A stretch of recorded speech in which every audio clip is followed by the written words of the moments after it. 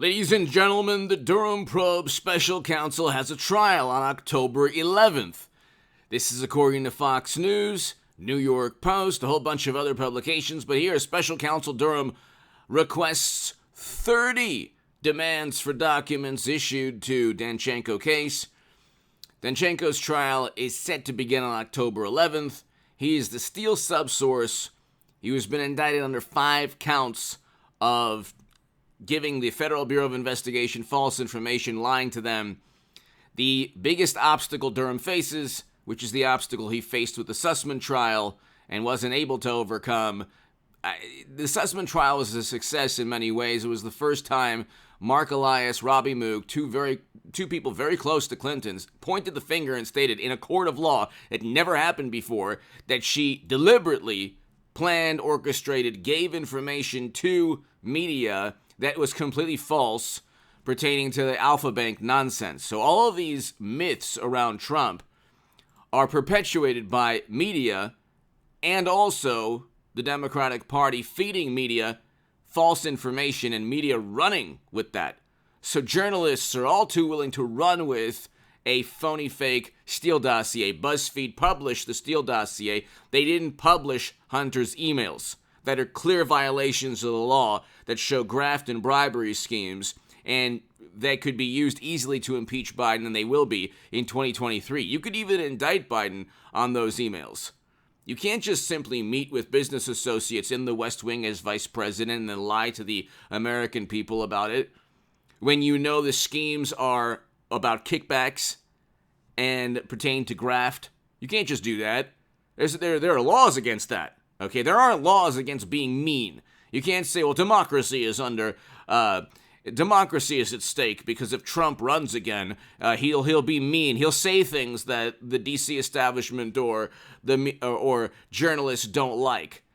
It's like they obsess over Trump's words. If they obsessed as much, if they worked as hard trying to create a great economy or great foreign policy, we'd live in a better world. But all they do is obsess over Trump, ignore inflation at 8.5 to 9%, ignore the fact that we're in a recession. In fact, they try to redefine a recession like they do. When they lose an argument, they redefine the words. That's how Democrats roll. That's how people on the left roll. But anyway, the Danchenko trial is going to be very important for Trump. I do think that eventually, even though they don't have really any evidence to convict him at all, I check out the segment prior to this one. Eventually, they'll indict him either after midterms or before midterms because that's all they have. We have a recession, terrible geopolitical nightmare in Europe with an invasion under their watch, and then you have Europe in a recession right now. They all did the same things all at once in the most apoplectic manner, and now, of course, they have record highs in inflation. Gee, how did that happen? We have record highs in inflation. Also, the economy is contracting. Corporate profits will plummet, ladies and gentlemen, when inflation continues to stay at 8.5 to 9%, corporate profits will eventually plummet. You'll have a stock market crash of epic proportions, far more than the crash we've seen the past year that I predicted and the recession that I predicted in October of 2021. Hit subscribe to this channel, ladies and gentlemen. We're going to zoom past 200,000 subs. But a very important point is the following. The Danchenko trial, if he's indicted on either just one of the 5 counts, is going to be one of the most important defenses for Trump. Trump is going to say, if he's ever indicted, and he rightfully should say that this is a political stunt by loyalists within the Federal Bureau of Investigation, or by people who were easily duped. The Durham probe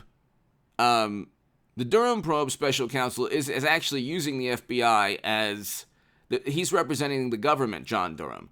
So he's caught between a rock and a hard place when it comes to directly helping Donald Trump.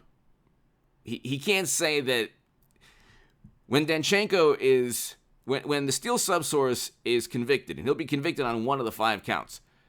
The issue is that he lied to the Bureau. The Bureau then believed the lies pertaining to the Steele dossier, and then investigate Trump based on those lies.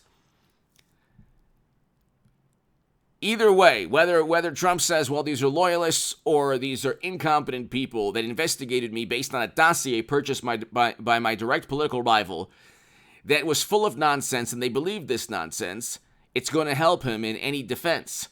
Either you have agents that are inept and incompetent and that are easily duped by Clinton's public relations apparatus, and I want a Hillary Clinton, Donald Trump 2024, or, because we need to relive 2016, or what he does is he says, look, these people were after me since 2016. Now you have the Steele subsource convicted, and you know that for 4 years, special counsel, 6 years, people still believe he colluded with the Kremlin. Nothing could be further from the truth. It was Bill Clinton who met with you-know-who outside of Moscow in his home.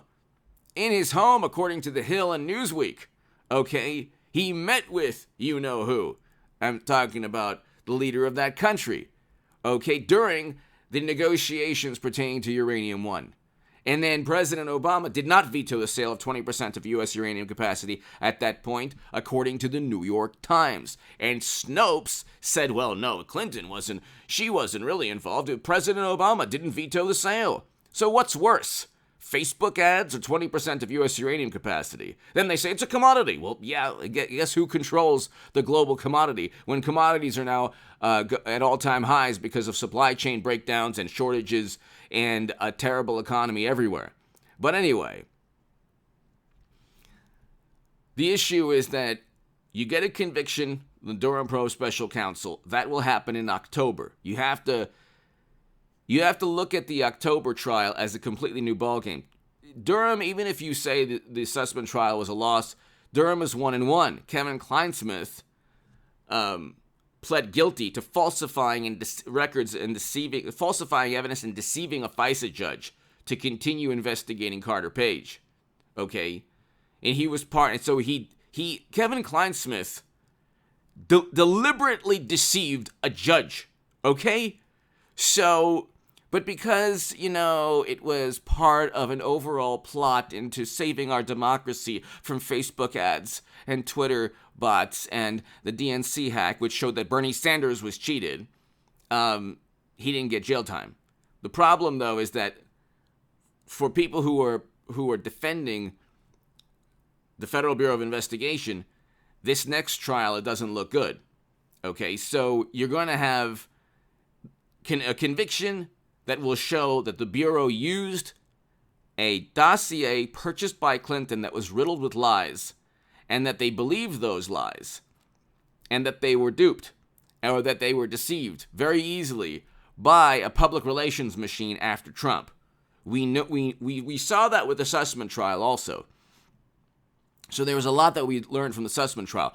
But you also have to understand that there are going to be parallel investigations in the House. The House of Representatives is going to go Trump Republican.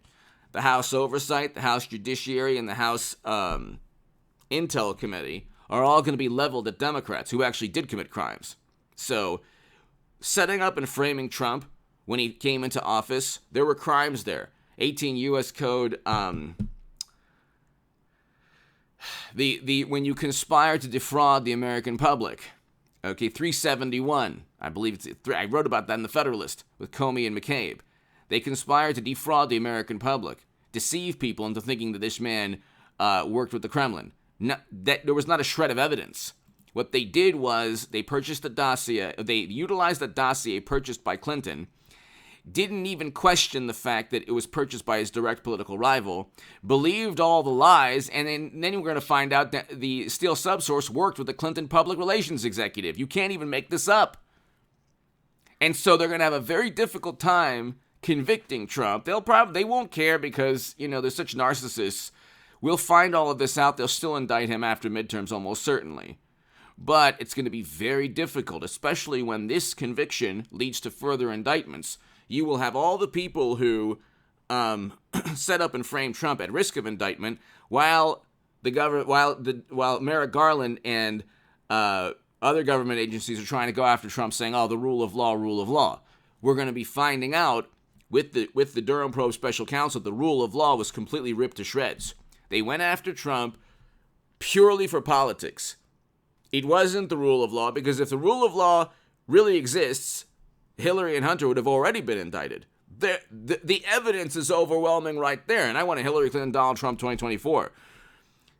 But the evidence is overwhelming with those two. With Trump, six years they can't find anything. Watch the trial. We'll be talking about the trial in October. But this relates directly to any attempt at indicting Trump. Give me your thought, because they can't convict. You won't be able to convict Trump when you have the Durham probe special counsel proving that there's an elaborate plot against him, which there was. I mean, you could look at the indictments and you could see there absolutely was. Give me your thoughts below. Hit subscribe to this channel.